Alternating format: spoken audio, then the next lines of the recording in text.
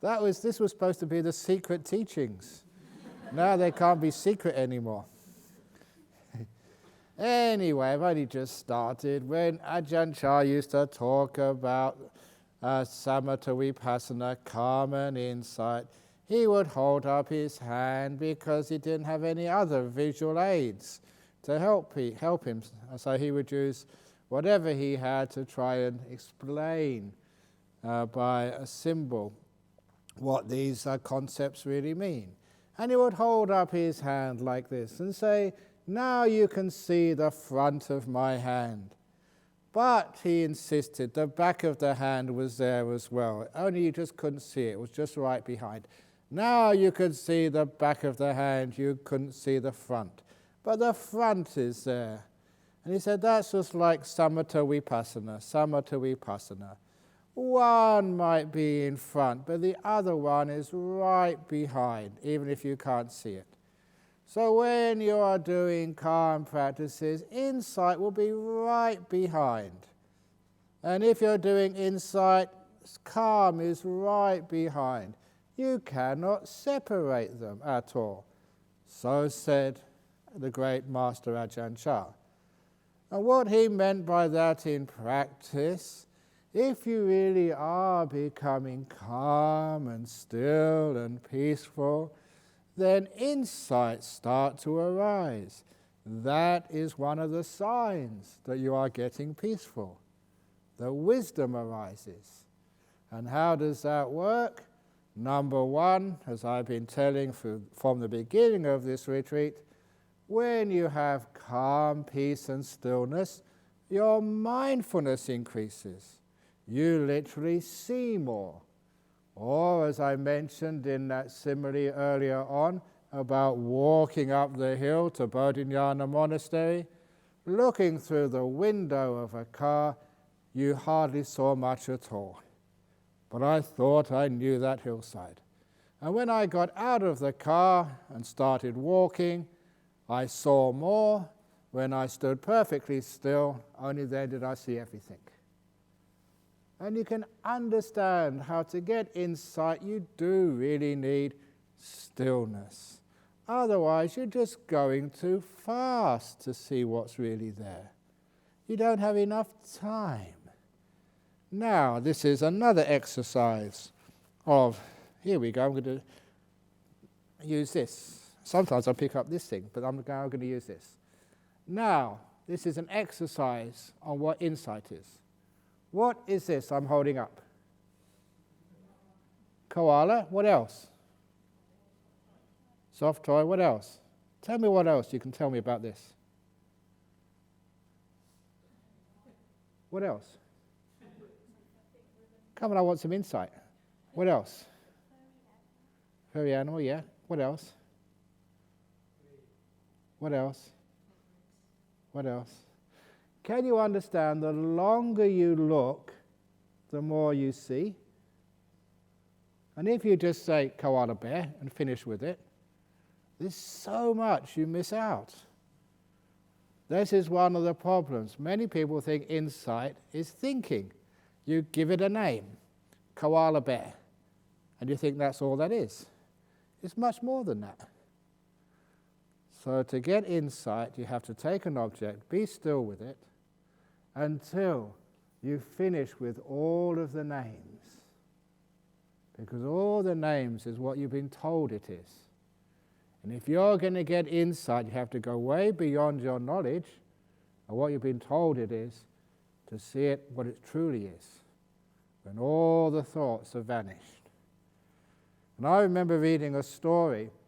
This was in Harvard University, maybe about 100 years ago, when there was a famous professor who was advertising for a research assistant. And so this young man, who eventually became the professor's research assistant and wrote a biography about him, told how he was examined to see whether he was competent to do research for this famous scientist. When he turned up at the lab, the scientist took a bottle down from the shelf, and there was a preserved fish He put the fish on the table and said, "What's this?" He said, "It's a fish, keep on looking, and when you stop seeing things, then let me know." And so this student, he looked at the fish and said, "It's a fish," and then he gave it its names. But then after a while, when he exhausted all its names, he started to seeing things he'd never been told before about the fish. When it came to lunchtime, the professor said, "Are you finished yet?" And he said, "Surprisingly not. I'm continuing to see more things. Go for lunch and come back in the afternoon." He came back in the afternoon, late in the afternoon or in the evening, still hadn't finished. "I'll go home, come back tomorrow." And this research student spent 2 days just looking at the fish, always seeing new and more things. And the professor said, "Well done, you've passed your test, I can use you."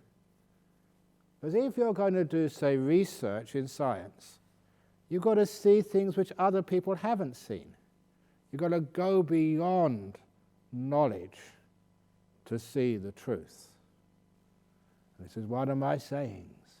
Never allow your knowledge to stand in the way of truth.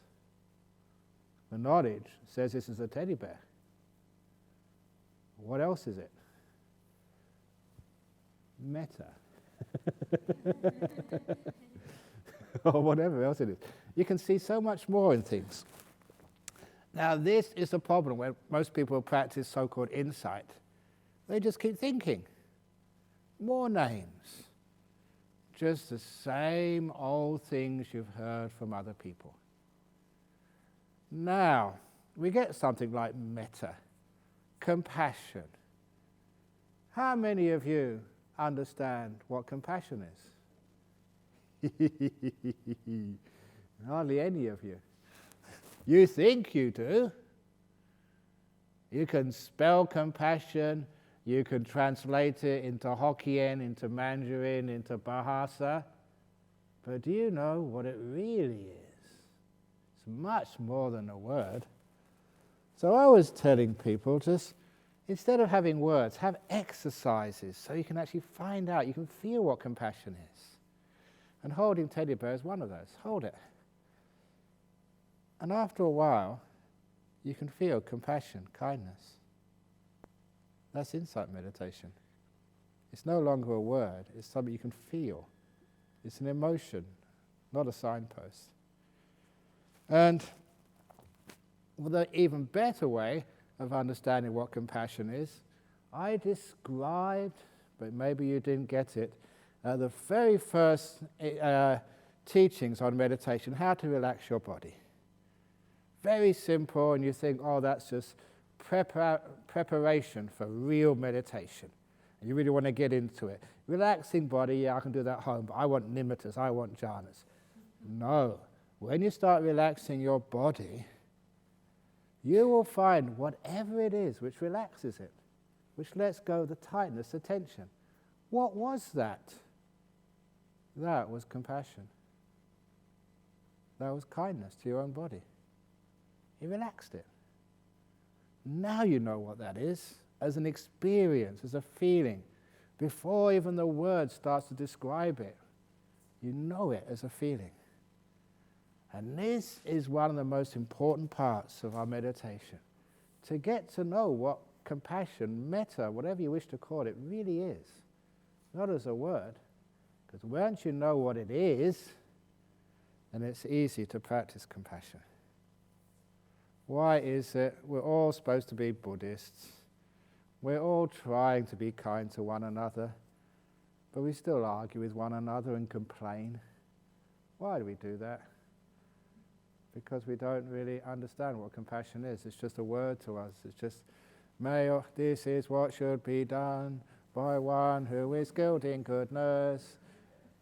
We all know how to chant it, but not many people know how to do it. So this is where we get insight. We can actually feel it. We can see it in action beyond the words. So whenever you are relaxing your body, what works? What takes a headache and makes it less? What takes a gut ache and just evaporates it. That was kindness, that was compassion. Like I said, when my mother would kiss a wound, straight away the pain would go away. Why? That was kindness, that was compassion. You could feel it, a mother's love towards her son. You could feel that. It was real. And that's what took the pain away. And so if you understand what compassion is and get insight into what that is by what makes you physically relaxed, takes away pain, and also takes away the pain in the head, or the anger, the striving, the wanting to get rid of things, wanting to attain things is not compassionate. Even, I often say, even how many people describe metta-compassion. May all beings be happy and well. That is not compassion.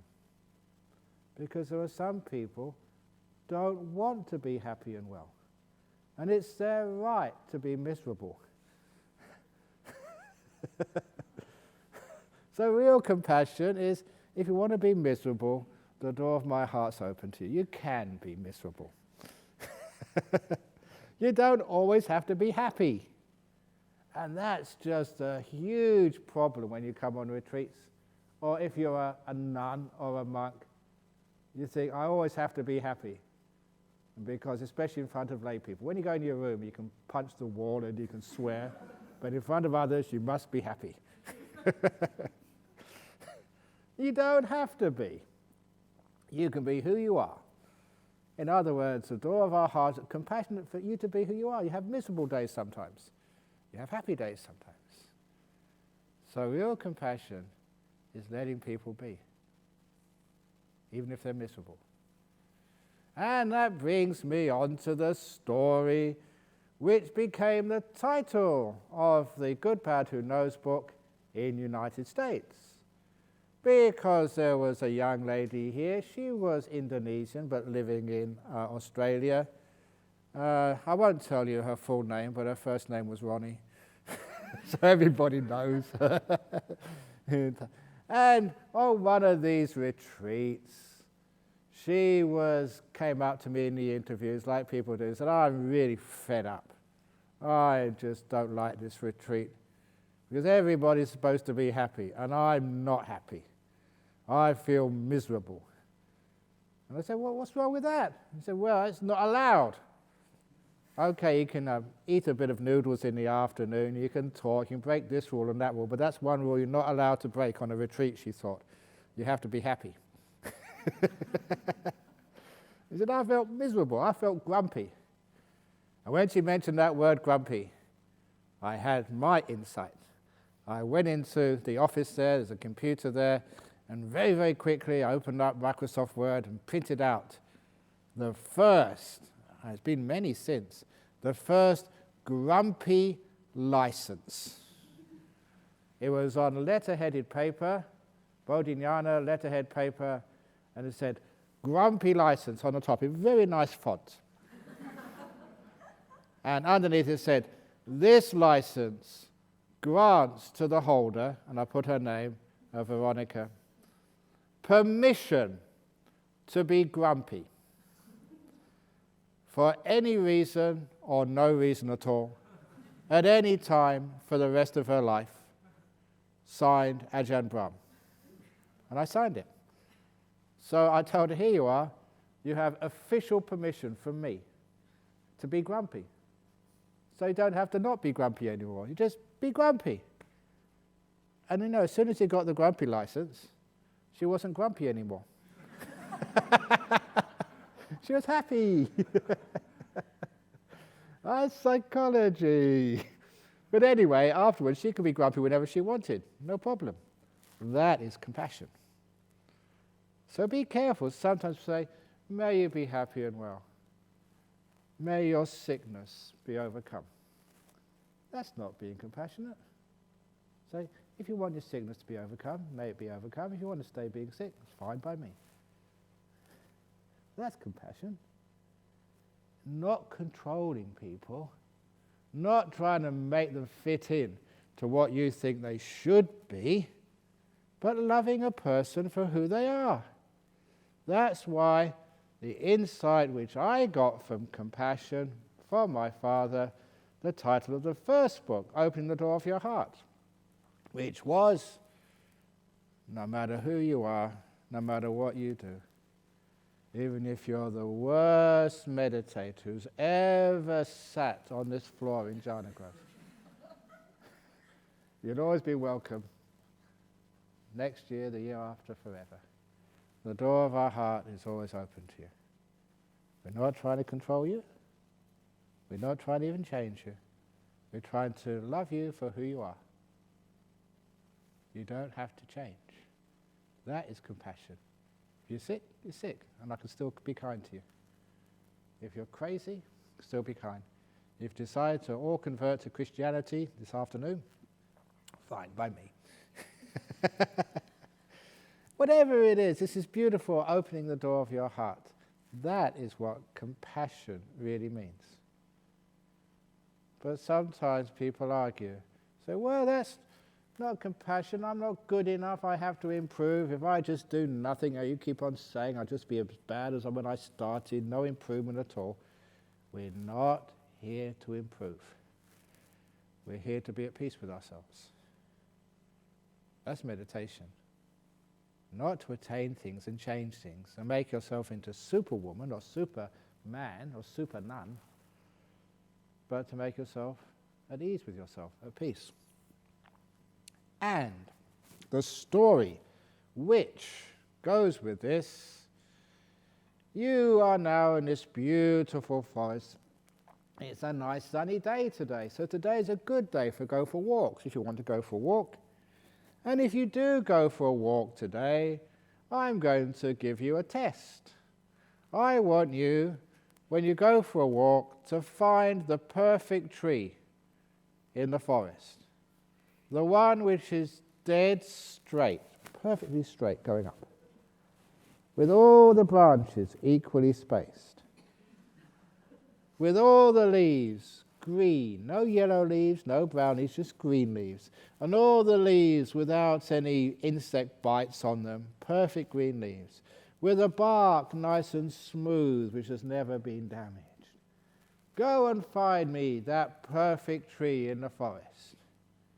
If you do find such a tree, you won't be in this forest, you'll be in a government-run plantation. They're plastic trees, they're not real, they're not natural. But you look at these trees in the forest, a natural forest, they are all bent and crooked.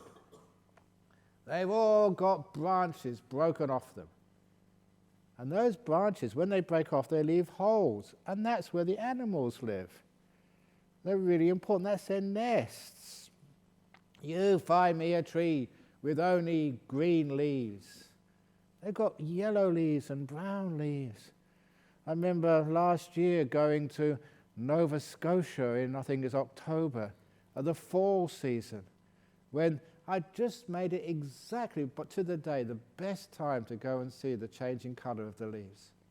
And those forests were gorgeous, they were all gold, a little bit of green left, but a lot of red as well. And it was just so gold, they joked with me, said, Ajahn Brahm, in your robes, if you went to walk in the forest, we'll never find you. Perfect camouflage. This is what the forest looked like. But it was gorgeous. So if they were just all greens, it wouldn't be beautiful. And look at the bark on those trees. They've all got damage on those barks. Damage from the storms, the bushfires, the winds of life. And if you go into this forest and you try and find the perfect tree, the one which you like the most, the one which you think is so beautiful, I guarantee you'll be probably the most bent and crooked one.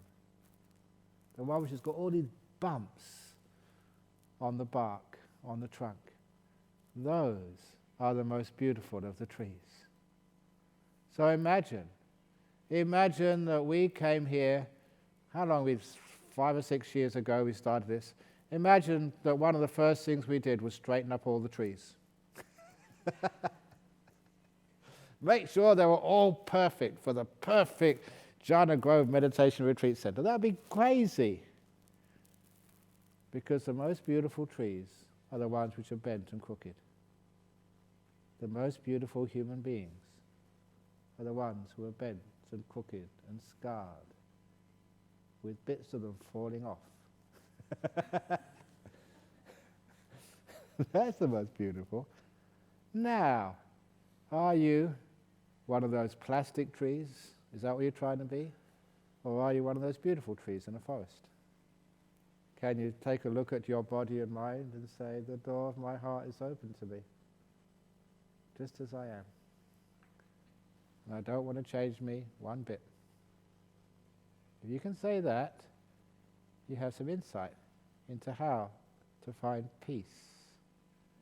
If you want to change yourself, first of all, before you get enlightened, it would be Maitreya Buddha would have come and gone before you become enlightened. Instead, we make peace with ourselves. Compassion. Open the door of your heart. You get insight into how to meditate. And you know, it's not striving. Striving just wastes time. It's the wisdom power. You meditate year after year after year after year after year, getting nowhere. And one day you get it. You get a bit of wisdom, insight. From that time on, meditation's the easiest thing in the world. Just that moment of insight. Look at the Buddha. 6 years of struggling and striving, getting absolutely nowhere. Just one evening, became a Buddha. That's how close people are. When you asked last night, can we become stream winners, once returners, non-returners, arahats? You can become this morning an arahat, if you can see it. And just press that letting go button and stop trying to change yourself. Just be. Let go of all craving. We want to change ourselves first, make ourselves perfect, and then we get let go of craving. No way. So, we have the insight into how to meditate. And I mention this just in passing. It's great I bring it up now because it fits in perfectly here. Mindfulness. Huge thing. And sometimes people have all these definitions of mindfulness, mostly coming from psychologists. And psychologists, they know about the mind, but they're not very clear on what compassion and kindness is, to be quite honest. And so I always like to add that kindness, and that's really important. You can't separate mindfulness from kindness. Otherwise, it just doesn't work. So when people ask me, well, Ajahn Brahm, you've been a monk for such a long time. Mindfulness started from Buddhism. So what is mindfulness? Give me a definition, which is not just for the examinations, not theory, but which you can put into practice, which works. And that's where I usually quote, not from the Buddhist sutras, but from Leo Tolstoy and his Emperor's Three Questions. And I recall reading this story at Cambridge. It was a book of short stories by Russian novelists. And I remember one of the other ones was Anton Chekhov. But this was from Leo Tolstoy. A very short story. I don't know where he got this. But when I read it, wow, that was one thing which important to change my life. And it was the Emperor's Three Questions. The story was, there was an emperor who was upset with all religions. They're always fighting amongst each other. You know, the Christians saying we're the best. And which part of Christianity is the best? The Muslims, the Hindus, even the Buddhists. Which is the best Buddhism? Mahayana, Vajrayana, Theravada, Hinayana, Mahayana. Which is the best? They always argue with one another. Crikey, I mean, is this what religion is supposed to be doing? Just more arguments? So he was so fed up with all the religions, he decided he was an emperor, he could make his own religion. Start from scratch. So he started contemplating and discussing with wise people and professors and religious leaders. And after a lot of thinking and contemplating, he decided, You don't need religion. All you really need is the answer to 3 questions. And if you have the answer to these 3 questions, you have all the religion you need, and you have a practical guide for your life. And it became the Emperor's 3 questions. And many of you know these because I often talk about it because it's such a powerful teaching. When is the most important time? Obviously now. When is the most important time? Right now. It's the only time you have. So if you want to meditate, meditate now. When's the only time you can get enlightened? Now. Not in the next retreat, not this afternoon. Yeah, you know, I'm going to have a rest this morning. I'll pull off enlightenment till this afternoon. Now is the most important time. And the next one was, that was an easy answer. I expected that one. But who is the most important person? And when I read that, I thought, because I was a Westerner, myself. I was the most important person. That was the wrong answer. And so if your religion is the Buddha the most important person? No. Your parents? No. Teddy bear? No. Who is the most important person? And the answer was just brilliant. The one right in front of you right now is the most important person. So you're the most important person in the world for me, honestly. But not anymore, now Carol is.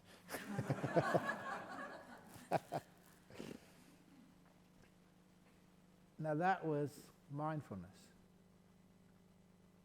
The one right in front of you is the most important person in the world for you. And if you practice that, it changes your life. People keep saying, okay, meditation, Buddhism, business, the fake world. Look, that makes the fake world real and successful.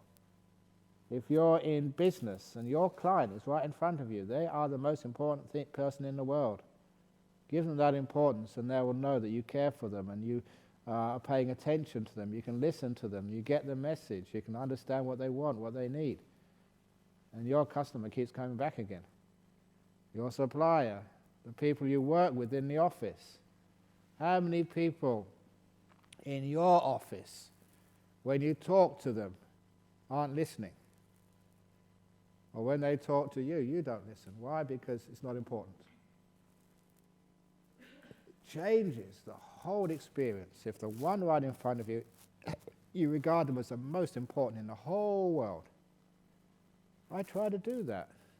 Honestly, when you come in for your interviews and you're right in front of me, you're the only person in the world. That's why I try and connect with you. Listen, give you absolutely full attention. Because you're important. That is being mindful. And I'm going to go back to that again in a minute. And the most important thing to do, people keep asking, what am I supposed to do? It's a beautiful answer as well, to care. It's not doing something or changing people, but caring. And I often quote here the story of the doctor. The Sri Lankan young man, he grew up with in our temple in town, and when his first year as a doctor, he came to see me in our temple in Nolamara, wanting to resign, change his job. He couldn't do his job any longer, he said. After all those years of studying, passing his exams, now he was practicing as a doctor, and he wanted to give up. Why? Because his first patient had died. Tragic case, a young woman, and he had to tell her husband that the woman he loved more than anything else in the whole world had died, and his 2 young children had no more mother. He said that hurt him so much to have to say that. He said, I can't do that ever again. He said, I feel guilty, I let the whole family down. And of course, he had done nothing wrong. He tried his best, but people die in hospitals. That's what happens. But it's a waste of time me trying to convince him of that. Instead, I told him, you've misunderstood the purpose of being a doctor. The goal of being a doctor is not to cure people of their diseases. That's not your job. Your job is to care for people. That's all. Because if you think your job is to cure them of their diseases, you're going to fail many, many times in your career. There's some diseases, some sicknesses which will not be healed, and you feel you've let them down. But if you realize your main job is to care, you never ever have to fail. You can always care for people. And if a person does die, they and their family know they've been cared for. That makes all the difference. And also, I said, if you make caring more important than curing, many more of your patients will get better. You know that, the power of compassion. Sometimes we forget that in hospitals, curing people instead of caring for them. We forget that in meditation retreats. We're trying to cure ourselves of all our bad habits and defilements instead of trying to care for ourselves. Care for yourself. Don't try and cure yourself. And if you care, if caring becomes the main thing, cure comes automatically afterwards. So those became the Emperor's 3 questions. The most important thing to do is to... So did you ask a question? Okay. Your hand went up there. The most important thing, the most important time is now. The person right in front of you is the most important. The most important thing to do is to care. And I use that for my meditation practice. So, now is the most important time, when you've got your eyes closed or you walk in meditation, and you say, well, what should I be aware of? Be aware of the most important object, the one that is right in front of you right now. If you're sleepy, that is the most important object in the world. The most important. You're not trying to get rid of it to get nimittas and jhanas, or trying to get your breath. No, whatever it is, right in front of you, that is the most important meditation object in the whole world. What is there right now? Straight away, you are now mindful. If you're, say, watching the breath, but you want to see the nimitta, you're not really mindful of the breath. You just want to imagine a nimitta somewhere in the future. You're not really here. You're not mindful. You're not paying attention. You're trying to get rid of this stupid breath to get something better. Just like I remember when I was a student, you go up to these lecturers and ask them a question. And they weren't listening. They were trying to get rid of me, trying to get rid of this stupid student so they can go back to something more important. That felt disgusting. I really felt upset about that. Same with the things in your mind. Don't try and get rid of the thing happening right now. Give it importance, no matter what it is. And care for it. Even sloth and torpor are here to teach you something. A restless mind. They're teaching you, so it's important. Let it be. Listen, pay attention. And you get lots and lots of insight. If you're trying to get rid of things, all these great opportunities for teachings, you're missing out on. So now is the most important time. Whatever is right in front of me right now is the most important. And all I need to do is to care for it. Open the door of my heart to this bent and crooked tree that is my mind. Now you have the insight into how to meditate. Such a simple teaching. And that will take you into jhanas, whoosh, really fast. If you practice like that. Because you're doing nothing, you're caring, being mindful, not doing anything. Easy. So those are the Emperor's 3 questions, type of meditation. Just, it works. And the deeper you go in meditation, the more the mindfulness comes up, the more you see, the more you understand, the more insight comes. Because your mindfulness gets incredibly strong. And you see things which most people just cannot see. So, as this happens, lots and lots of great insights. Insights into the normal things of life. Why on earth do you get angry at stuff? You waste of time. See these teddy bears here? These teddy bears haven't got angry since they came into Jhana Grove. Have you? You've ever got angry at me? No. And even though you mistreat it sometimes. These teddy bears stayed all night here in the cold. Did they complain? No. So try teddy bear meditation. No complaining, no anger, always there to be cuddled. And they never ask anything for themselves. Beautiful. These are bodhisattva bears.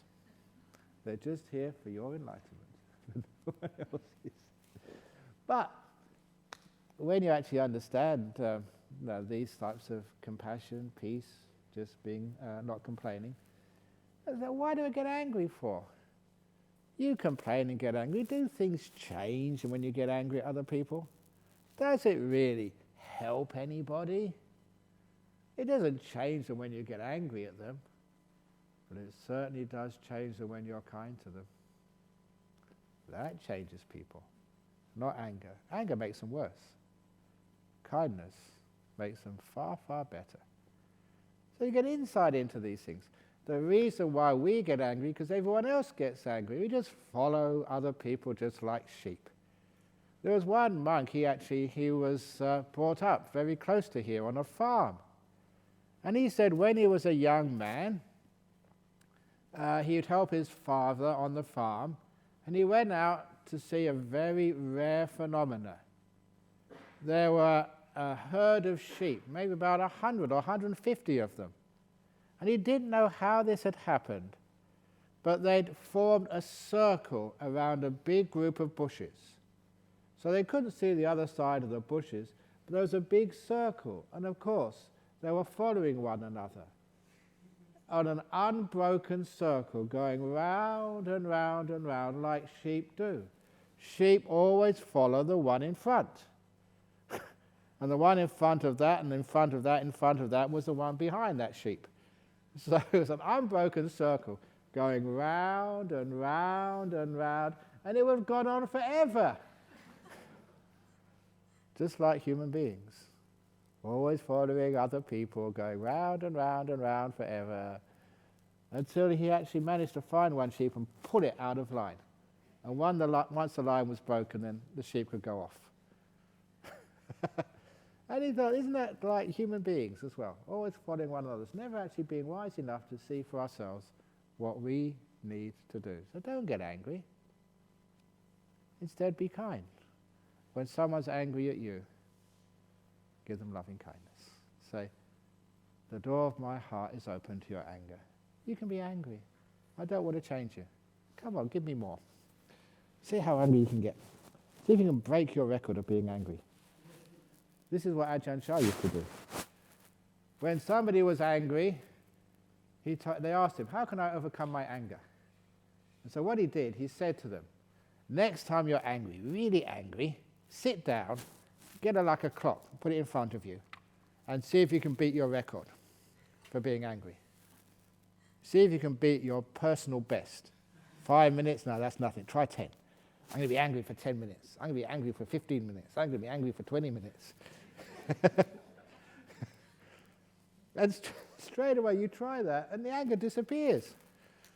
Because number one, it's a stupid thing to do.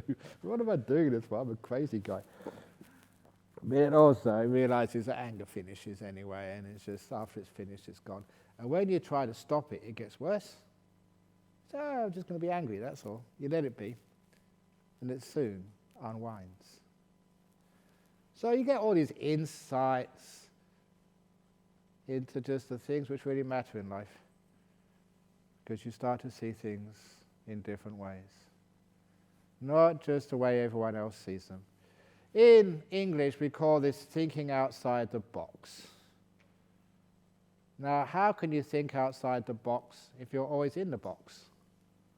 That's why you come out here, no shopping malls, no food courts, no. You're outside the box here. So when you come to a place like this, you can get perspective. This is the simile of insight which I was talking about in one of those first books. when I was just turned 18. Now I was a clever guy, so I got my scholarship to Cambridge in, I think, November 1971. No, 1968. And had 11 months off. No schooling necessary. So I thought, great, get a nice job, save some money and go travelling. So I went to North Africa first of all, that was really cool. And then I went to the United States, and that wasn't cool at all. Because the United States was just the same as Europe, a few different things, but nothing very much different.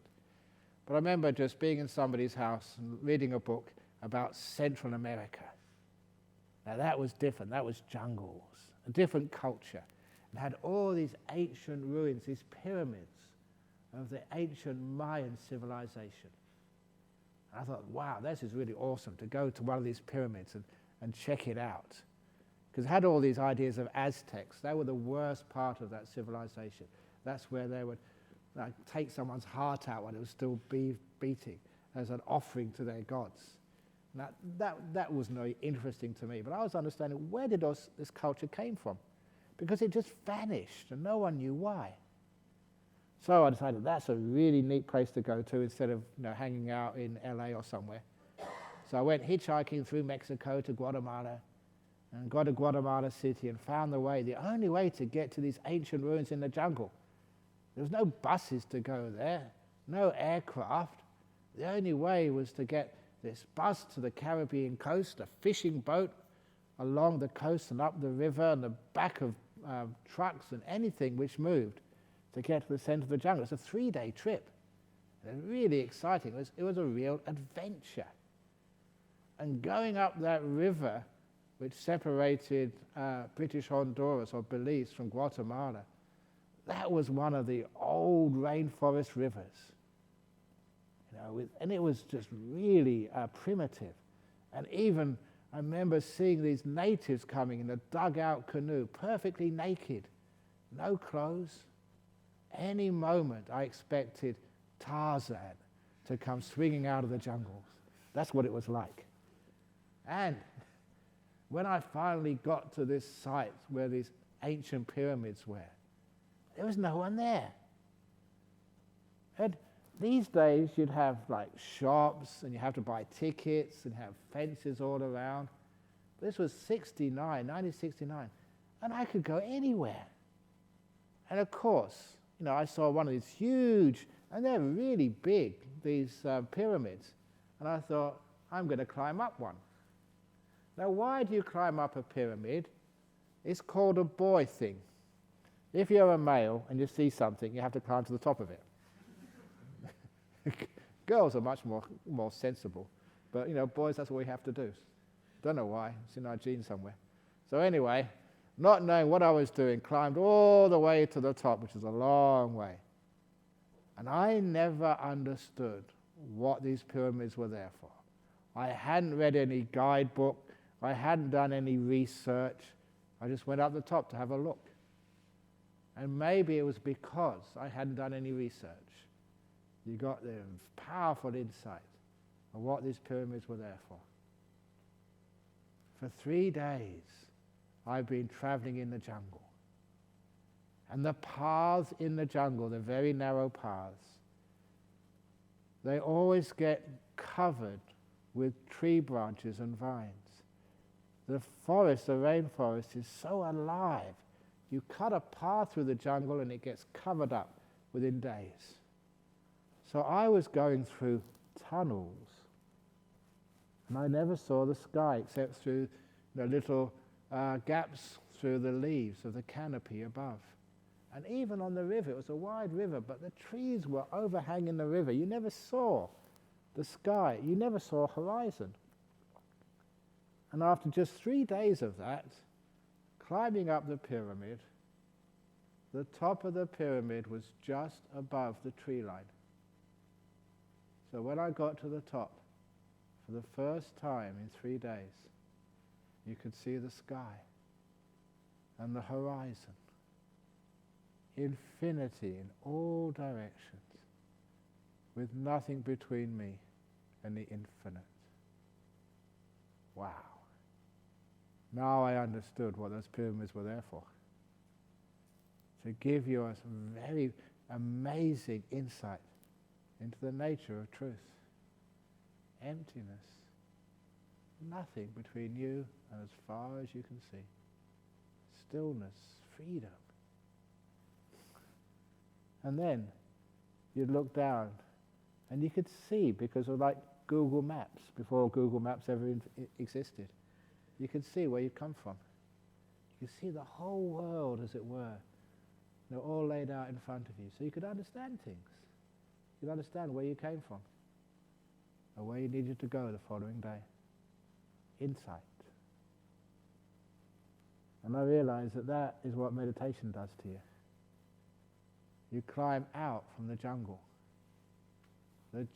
of all of your past and future, all of that stuff which has happened to you yesterday, the day before. This is a jungle. It's all tangled. And all of your fears and anxieties of the future, what you're going to eat this afternoon, where you're going to go tomorrow, what you're going to do when you get back home, that's a jungle. And you climb out of that. All of your thoughts. You know how hard it is to think straight? You think this way, that way, and it all gets tangled up, all your thoughts, so you can't really understand what answer you need to make. But you go up that jungle, and there's no more tangle anymore. You've left the tangle, what the Buddha called the thicket of views. A thicket is like these bushes, really prickly and tight. You just can't put yourself through them. So you leave all of that, all your thoughts, all the past and the future, even your body, climbing the pyramid of meditation. And when you're on the top, see infinity in all directions. Emptiness. And if you like, you can look down and see what the world is all about. Get insight. So that's why we meditate. And this is what meditation is all about. Leaving the world so you can understand the world. You get the bird's eye view, the Google Maps view. And that's what the insight is, and that's how you understand things. But some of these insights, they will surprise you. As I said, compassion. Every time you think compassion, you don't really know it, but when you start experiencing it, then you start to understand it. And it's an understanding which means you don't get angry at people for not doing what you want because you don't want anything. People can be whatever they want. You don't control the world. Compassion is not the door of my heart is open to you. Compassion is the door of my heart is open to the whole of samsara, no matter what it does. And all the pain, all the difficulties, all the stupid things which people do, there's a purpose for it, believe it or not. It's how we learn. Sometimes say, what's the purpose of sickness? Sickness teaches us how to care. If people were always healthy, there wouldn't be that much caring going on. Sickness also teaches us just about impermanence. Things are always changing. We can't take things for granted. So there's many of these things teach us a lot of stuff. And so, in the end, we become at peace with things. And when we become at peace with things, when we care, instead of trying to change, then the world becomes better. It's amazing how many people try and change the world, and they make it worse. We've been trying to change and heal the world for a long time, and it's really getting into a mess now. We should try and care for it instead. Change the priority. But anyway, we get these beautiful insights, but some of these insights really challenge us. They make us see things in a totally different way. And those are the great insights, the ones which make you enlightened. So, what are those insights? Those, for those of you who want to become enlightened, it's the insights into who are you? Who is this person listening to me right now, or is it a person? Who decided to come here on this retreat? Who is writing down those notes? Who did that, Carol? Was that you? Or did you have no choice? Now this is where we really get to the interesting insights, and I love telling these ones, Because if you really understand them, they will change the whole way you look at this world. That's what the big insights do. A big insight, wow, it totally rocks you, turns you upside down. You see things in a totally different way. Now, okay, which simile shall I'll use the old simile of the tadpole and the frog. I love this simile. Once there was a little tadpole, and the little tadpole lived in a little lake just outside of Jakarta. Because it's a bit cold for tadpoles in Hong Kong. Do you have tadpoles in Hong Kong? Okay. Well, maybe there's also one in Hong Kong as well. Okay, let's make it sort of easy. Live down here, in the pond over here. There's a little tadpole who was born in Jhana Grove. And when it grew up, because this is a very developed country, it went to tadpole school in the pond. And in the school, especially in high school, little tadpole majored in chemistry. So tadpole knew that water was H2O, because studied that in chemistry class. And even because there's many people come on this retreat and teach, the little tadpole even learned some Abhidharma about the nature of water. And so when tadpole graduated from the school in the pond, little tadpole taught other little tadpoles chemistry and about the nature of water. And in fact, tadpole became the expert on water in the Jhana Grove pond. But even though she was professor of hydrology in the pond at Jhana Grove, do you think little tadpole could really understand what water was? How can a fish understand what water is? Because it was born in the water, lived all its life in the water. No more than a tadpole can understand what water is, even though studied it and was a professor.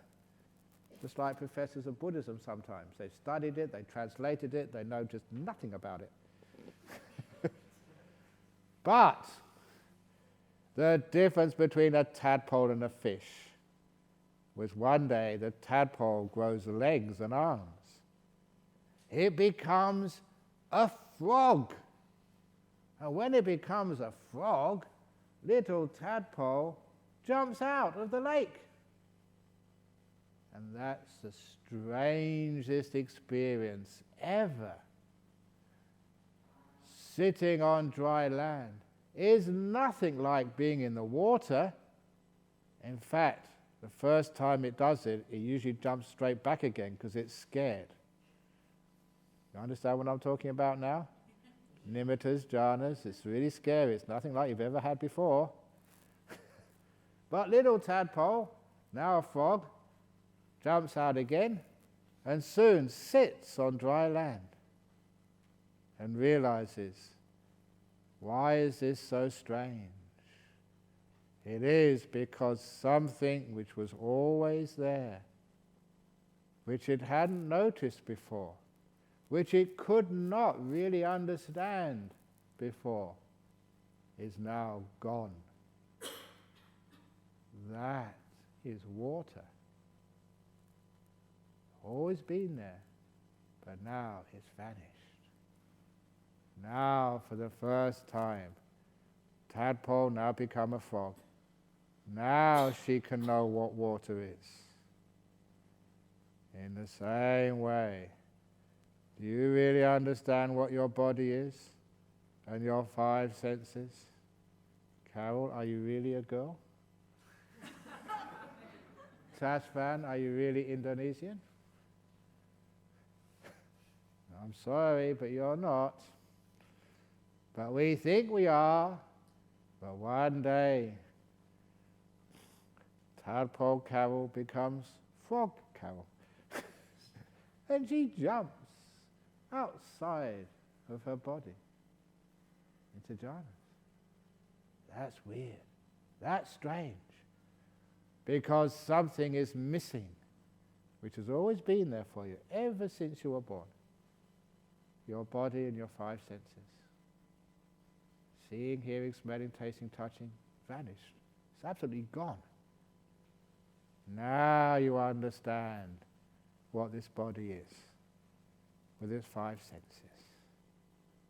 You understand? Sorry, you're not a girl. You're just in a girl's body.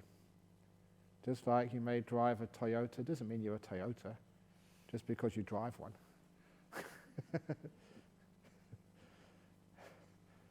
So, now you realize you are not this body, because you now know what the body is. But that's only the start. There's also other things start to disappear. Soon, I always say this, in the second jhana, it's just so obvious. There's something more that is missing, which has always been there for you. So much you've misunderstood it. And what's missing in the second jhana is your will. It's mostly missing in the first jhana, but second jhana is really obvious. Your will. The thing which decides what to do. The choice. Do you know what that is? Can you really understand it? How can you ever understand what the will is when it's always there for you? No more than a fish can understand water. But when you jump out and land in the second jhana, there's something which is not there anymore. It's gone, it's vanished. Wow. That is really spooky. Now you can understand what this will is, what craving is, what doing is. Now you won't believe me because you can't actually see this. It's just an empty process, nothing to do with you. It's not your friend, it doesn't come from you. None of you here decided to come on this retreat. You had no choice. Sorry. Ajahn Brahm, that's not true. I decided.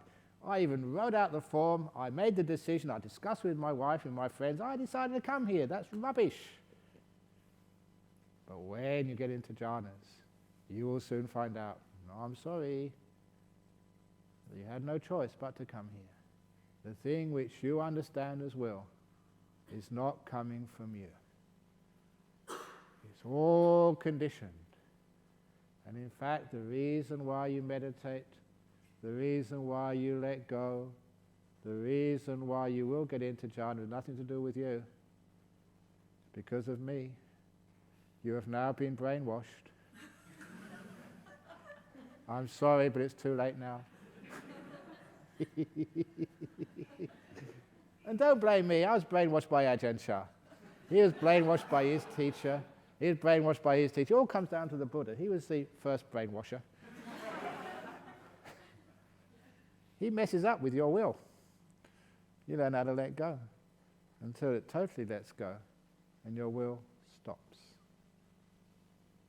That is why I keep on telling you, striving will not lead to a jhana, will not lead to enlightenment. It just keeps this will going. Letting go. Opening the door of your heart, which is another form of letting go, compassion. Being still. That calms the doer, the will, the craving down, until it stops. It's scary to let go of the will, because it is your most cherished possession, your will, your free choice. It's the thing which you protect at all costs. But when you let it go, and it feels good, it's safe, you realize it wasn't you anyway. Now you can let go totally and have a peaceful time. You can sit down, bye-bye will, and just get into nice deep meditations. Great insights. You all know the Buddha kept on saying, anatta.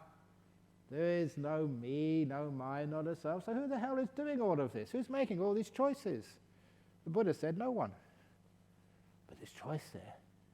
Condition, cause and effect, rolling. I teach like this because this is how I was conditioned. And I tell bad jokes. And it's not my fault. Don't blame me for any bad joke. Okay, the latest bad joke. I told this to some kids last Friday night. The latest very bad joke. 3 prisoners escaped from jail. And the police saw them and chased them. And it was night time, so they ran into a park and they climbed a tree each to hide from the police. And it was very dark, but the police had flashlights. So they were looking for the prisoners, the escaped convicts, and they shone the flashlight into the tree. They saw a dark shape up in the tree. They say, "What's that? What's that?" And the prisoner, thinking very quickly, went, "Meow, meow." And the police said, "Oh, it's only a cat, it's a cat." It's really the convict, because being clever. Went to the next tree, shone the flashlight up there, and saw another dark shape. "What's that?" "Tweet, tweet, tweet, tweet." Like, I can't do bird sounds, okay. Tweet, tweet. "Oh, it's only a bird." So they went to the next tree, the third tree. And the third criminal was up there, hiding in a tree. And he thought, wow, this is how to escape from the police. So when they shone a light there, when it hit the prisoner, it said, "What's the black shape up there? What's that?" And he went, "Moo, moo."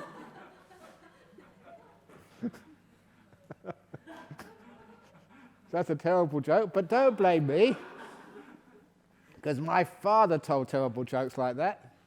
So just condition, that's all it was. And even Ajahn Brahm told jokes as well. Sometimes it's so hilarious. So anyway, that's conditioning. So don't blame me. I take no responsibility, because it's not my will. So this is where you get insights from. And these are not what you can think. It doesn't make sense thinking about it, no more than a tadpole can think about water.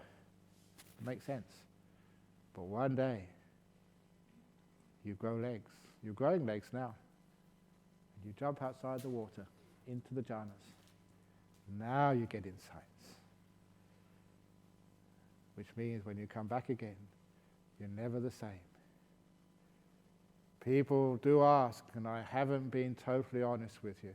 I should be, so I'm going to correct it now. When I said that getting into jhanas, you're perfectly safe. And it's true, you can't be physically harmed. You won't die or get sick or get possessed.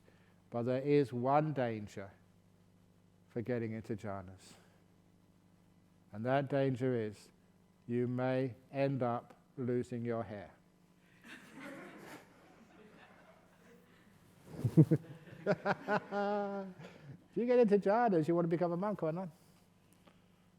So that's the only danger. So you're warned. But it's worth it. It's a nice thing to do. Okay, so that's a little talk on insights. So now, sit down, do nothing. Now's the most important time. Whatever is in front of you, that is the most important. And be kind. Don't try and change things. Let go. Be peaceful. Your mind gets so peaceful, so still. All these jhanas happen by themselves. You're calming down your will. When the will stops, body vanishes, you enter a jhana. Such an easy thing to do. Saying from the Visuddhimagga, the path is, but no traveller on it is seen. You can't do the path. You vanish, let go, and then the path is as easy as anything. If you're traveling the path, you're doing it, if you're meditating, you'll never get anywhere. You have to vanish, disappear. Poof. When there's no traveller, the path is easy. Da da da da da da da da. Okay. So that's the end of the talk. 3 sadhus. Sadhu, sadhu, sadhu.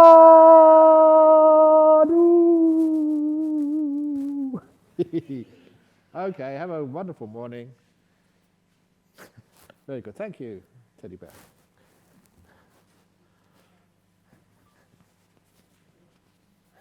That's